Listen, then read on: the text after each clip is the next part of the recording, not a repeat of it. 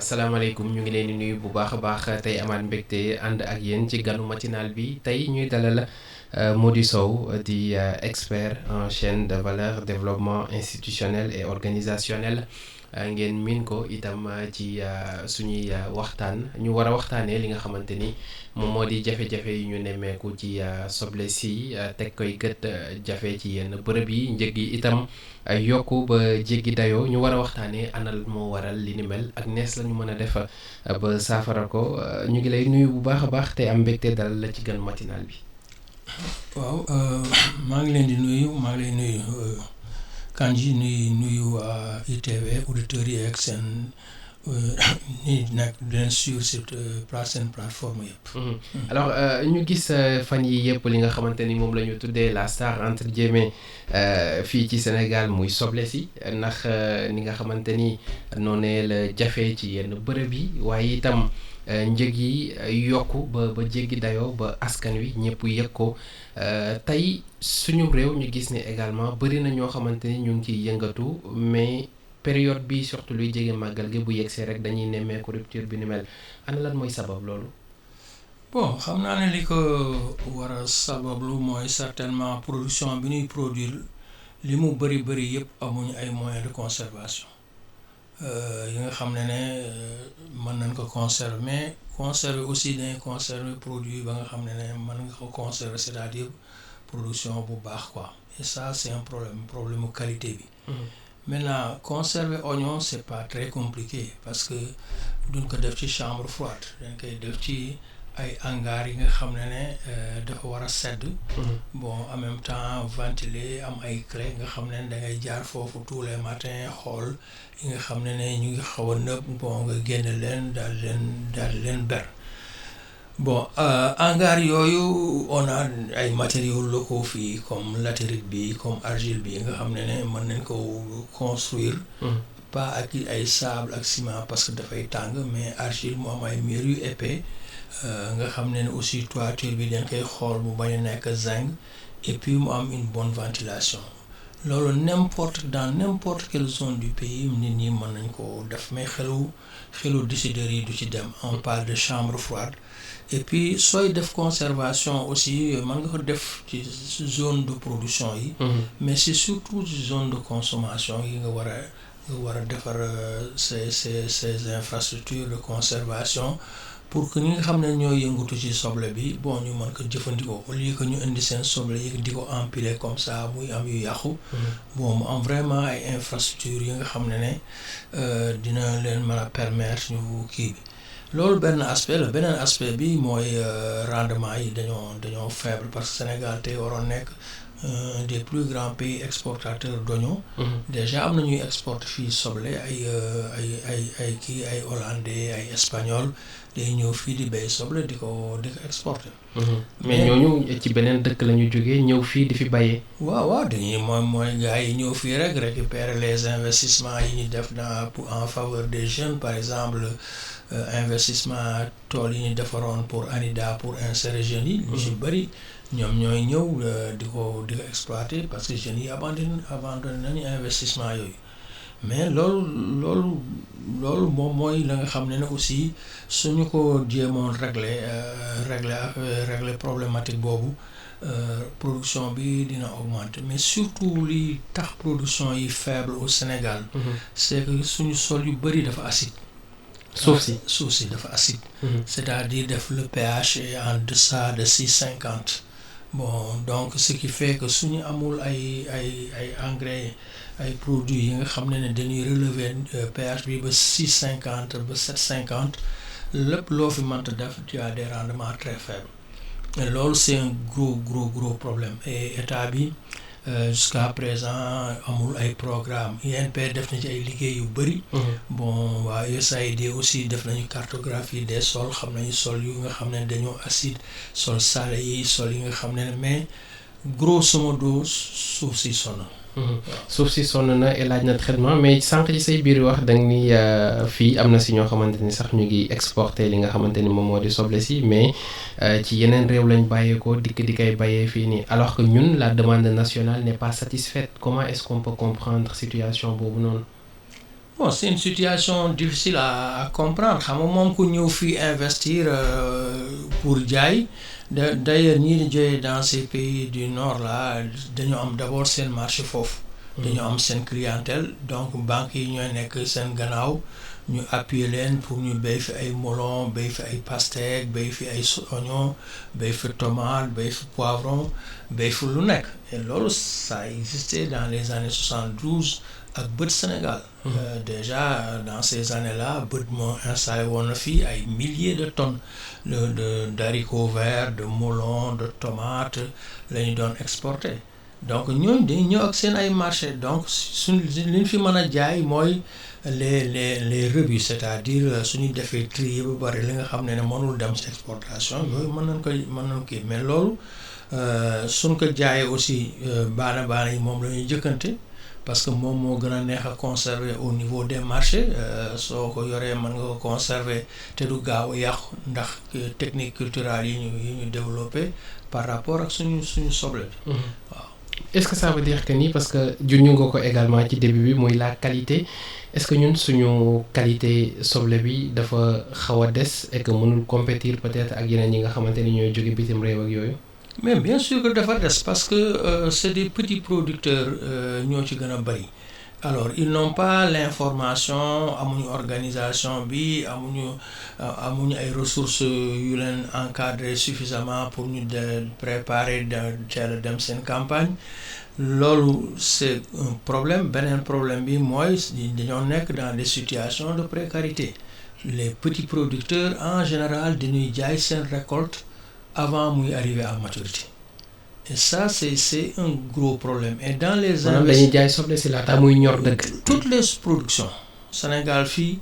petit producteur day jaay production avant maturité parce que dafa bëgg faire face à des dépenses quotidiennes ay nourriture ay santé ay cérémonie ay affaires yooyu ce qui fait que baana yi ñoom ñooy financer en général les campagnes agricoles. Donc intermédiaires yi ñoo koy financer en même temps discuter ak ñoom pour que ñu jaay leen prix bu baaxul tellement bu leen arrangé wul mais comme que ñoom ñoo def investissement yi bon c'est genre mbay séddoo la mais mbay séddoo à leur défaveur et état bi développé wul ay mécanismes pour protéger ñooñu alors qu'il y a des possibilités de protéger les petits producteurs par ay financement islamique am na benn produit islam bu wax salaam boobu permettre que producteur bi jaay récolte am avant maturité mais da koy jaay ay structures organisées par exemple suñu organiser woon les femmes dans les quartiers bon ñu dot leen des infrastructures femmes yi mën nañu am bénéficier de ce financement là pour jënd production bi en même temps ñu jaay ak seen biir ndax le circuit de commercialisation bi ñu am moom mooy augmenter loo les prix. ndax lan. parce que y a des intermédiaires. ñoom ñoo ko contrôler. N'importe quel marché boo dem n'importe quelle spéculation boo jël fii y compris même la viande y a toujours un intermédiaire ba nga xam ne en général amul sax ay ressources yu bari mais dafa organiser wu pour am machine à calculer. am ay réseau de distribution au niveau des quartiers particulièrement femmes yi ñooñu dañuy ñëw mu lebal leen après ñu dem jaayiwaat avec des taux d'intérêt très élevés parce que day jël risque de non remboursement bi femmes yi aussi suñu demee ci seen zone de fi ñuy jaayee ci seen quartier yi seen étable yi ak qualité produit bi ak condition de manipulation yi day am lu ci day am déperdition. loolu ça c'est ça qui fait flamber les prix da ngay seet mango. oui 350 benn mango. alors qu'en Casamance vraiment day fekk mu wàcc nëpp foofu kenn du ko lekk. du coup tous les enfants des quartiers urbains là ne parviennent même pas à consommer ça la banane produite à Tamba le kilo ne dépasse pas 250 fii le kilo il est à 1000 francs. il est à 1000 francs nga jël n'importe quelle spéculation même soo jëlee ngooñ fan d'arachide regarde les prix actuels et au niveau de la production yow ci zone rurale nga jóge au niveau de la production da ngay gis ne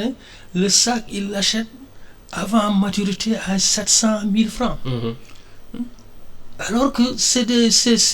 choses yi nga xam ne suñ ko organiser woon ça peut créer des milliers et des milliers d'emplois en milieu rural ne serait-ce que chaîne de valeur arachide bi rek mën nga ci génne liggéey bu dul jeex ak n'importe quelle spéculation mais loolu dafa demander organisation état bi promouvoir ay sociétés coopératives ñu accompagner leen dans le financement accompagner leen dans la mise en relation accompagner leen dans des réseaux ce qu'ils appellent économie sociale solidaire mais c'est faire de sorte que le milieu rural et le milieu urbain interagissent et échangent seen ay kii ñii am nañu besoin de consommation bëgg nañ accès à des produits ñii am nañu produit dañ ko bëgg a jaay mais c'est à ce niveau-là que ñu war a agir. donc su ma déggee bu baax ci li ngay tuddee circuit commercialisation bi il faut ñu faire face ci ñi nga xamante ni ñoom ñooy intermédiaires yi ils sont à l'origine ci prix yi flambé à tout va. Oui, mais faire face c'est juste une question d'organisation c'est juste ay question d'organisation tu organises les producteurs ñu am seen société coopérative tu organises les femmes yi nekk en milieu urbain nga xam ne ñoom ñooy yore la nourriture la transformation nga jox leen ay infrastructures de conservation et de stockage adéquats au lieu que ngeen leen di distribuer ay frigo fii ay chambres froides des trucs qui sont inadaptés après tu mets en place un mécanisme de financement tu utilises la finance islamique pour que femmes yi ñoom suñu amee su ñu mën a am ay contrat ñu jënd production bi sécuriser producteur bi avant muy arriver à maturité tu vois et ça fait partie de la protection sociale des groupes vulnérables mais kenn jëlu ko en charge soo discuter ak les services de l'État qui ont en charge ce secteur c'est comme si tu étais un extraterrestre. tey aussi gis nañu bu yàggul dara jamono yële passé am na ñoo xamante ni surtout ci zone des Niayes bi dañ doon jooytu di ni mel que ni parfois dinañ dem ba am lu ñuy tuddee surproduction mais duñu mën a écouler li nga xamante ni moom moo di seen produit ba amoon na sax benn vidéo bu ñu gisoon ñuy suul soble seeg yi ni mel parce que mënuñu ko conserver et que mënuñu ko jaay foofu noonu nan la ñu mën a def puisque amuñu ay moyens de conservation et que également mënuñu ko écouler ci marché bi est-ce que ci nu ñuy bayee étape yi dañu ko war a xoolaat périodique wala. non pas période yi moom soo ci naree kii parce que producteurs yi dañuy def arbitrage de ressources dañuy seet ñoom suñu béyee ren oignon bi neex année prochaine ñoom ñëpp ñu dow foofu. su naqaree ñu wàññi seen ay superficie. donc c'est selon mbir yi nu muy doxee ci. oui ay arbitrage de ressources la dañuy xool lan moo leen gën a intéressé lan moo dox daaw pour que ñu jéem ci dugg ren et suñ ci duggee et comme que maîtriser wuñu les circuits de commercialisation et de distribution baana yi capter affaire boobu. et puis réguler marché bi selon leur convenance et c'est très facile avec les téléphones portables. Très facile. ci naka. Parce que ils peuvent communiquer entre le coxeur mi leen di yónnee parce que baana yi di dem ci zone de production ñooñu ay collecteurs lañu. dañuy dem pour collecter la production suñ ko indee coxeur bi nekk ci marché bi kooku lañ koy sotti kii yore paaka bi alors kooku mën leen wax attention bu leen indi wàññi leen affaire yi nangam alors que de l'autre côté il y a une forte demande à la consommation. Mais les prix sont tels que yenn ménages yi mënuñ si accéder donc mesures yi gouvernement bi jël di wax ne voilà dañuy recruter ay 1000 jeunes ñu dem di contrôler les prix. mais oui. c'est ça n'a aucun sens. Ah bon? Parce que les jeunes yi ngay indi dañuy dugg ci benn système ba nga xam ne c'est un système déjà avec beaucoup de je peux pas qualifier ça de ay détournement ak affaire yooyu. mais ay pratiques déviantes ay pratiques yi nga xam ne ça n'a aucun intérêt pour l'État ni pour les populations parce que chaîne de valeur bi ñuy wax. y a que 3 acteurs clés. yan 3 acteurs. producteurs yi. ñii di produire la nourriture et là même tu mets les transformateurs et tout les consommateurs finaux ak état bi. état moo leen war a organiser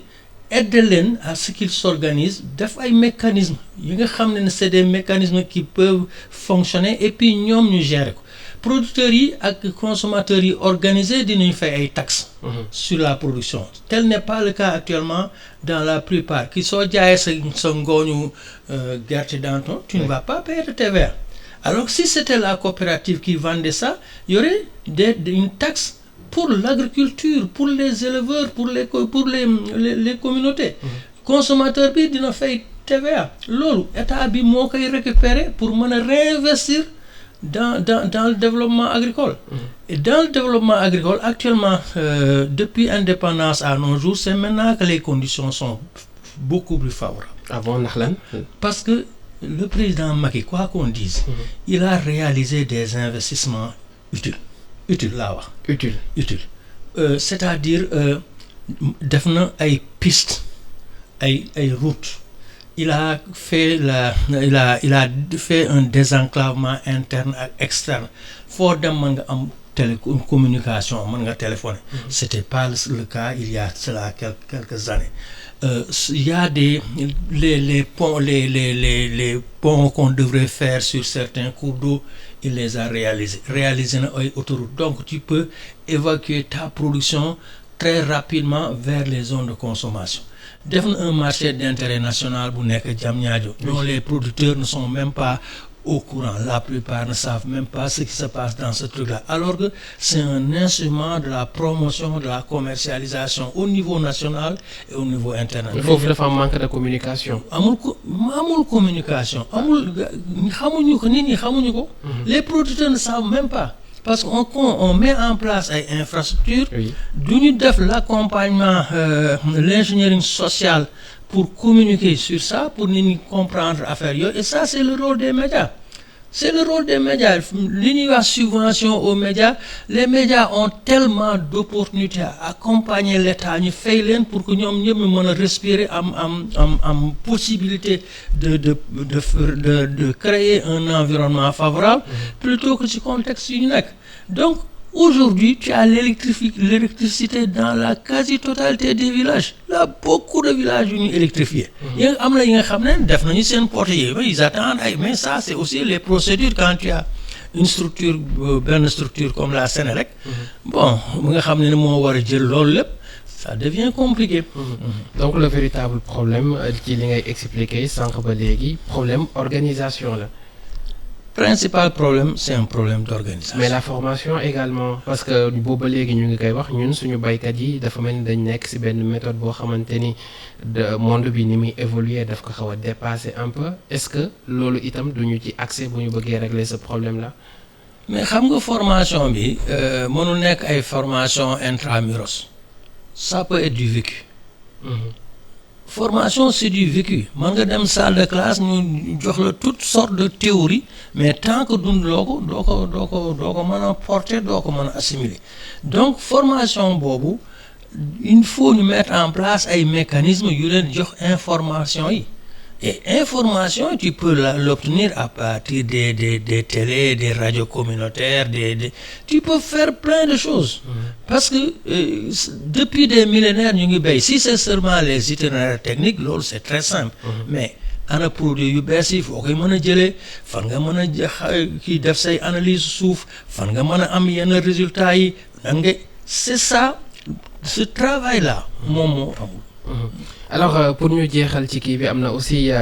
ci surtout li nga xamante ni moom moo daloon producteurs yooyu noonu bi ñu amee surproduction est-ce que mënuñu toog xalaat également ci lépp lu jëm ci wàllu transformation. Oui mais transformation xam nga jarul xalaat parce que femmes yi ñu ngi koy def. ñu ngi ci déjà. mais tu as dit les femmes c'est les meilleures transformatrices au monde. ñoom ñoo yore toutes ces unités de transformation il suffit que ñu jàppale leen elles ont été formées tu vois toutes sortes de produits yu ñu transformer fii donc c'est pas ça le problème c'est comment les organiser et comment agréger seen ay production pour mettre sur le marché en travaillant avec des industriels pour que ñu respecter normes yi. Mody Sow di expert en chaîne de valeur développement institutionnel et organisationnel moom la ñu amoon mbégte dalal ko tey ci ganu matinal bi li ñu cëraloon ci waxtu yegg nañu ca